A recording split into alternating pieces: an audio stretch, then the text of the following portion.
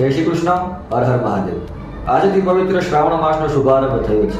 આપણે સૌ મળી અને ભગવાન મહાદેવની આરાધના કરીએ છીએ। તો આ વિડીયોની અંદર આપણે વાત કરશું કર્ક, સિંહ અને કન્યા રાશિ વિશે કે આ રાશિના જાતકોએ ભગવાન શિવ ઉપર કયા દ્રવ્યથી અભિષેક કરવો જોઈએ જેથી ભગવાન શિવની કૃપા પ્રાપ્ત થાય। તો સૌપ્રથમ વાત કરીએ કર્ક રાશિ વિશે। કર્ક રાશિનો સ્વામી એ ભગવાન ચંદ્ર બને છે। ચંદ્ર ગ્રહને મજબૂત કરવા માટે અને મનની શાંતિ પ્રાપ્ત કરવા માટે ભગવાન શિવ ઉપર કાચું દૂધ અને એમાં થોડા કાળા તલ મિશ્રિત કરી ભગવાન શિવજી ઉપર અભિષેક કરવો જોઈએ। ત્યારબાદ બીજી રાશિ છે સિંહ રાશિ। સિંહ રાશિના જાતકોનો સ્વામી એ ભગવાન સૂર્ય બને છે, માટે સિંહ રાશિના જાતકોએ ભગવાન મહાદેવ ઉપર લાલ ચંદન અને મધથી અભિષેક કરવો જોઈએ જેથી ભગવાન શિવની કૃપા પ્રાપ્ત થાય છે। તમારા માન સન્માન પદ પ્રતિષ્ઠામાં વધારો થાય છે। ત્રીજી રાશિ છે એ છે કન્યા રાશિ।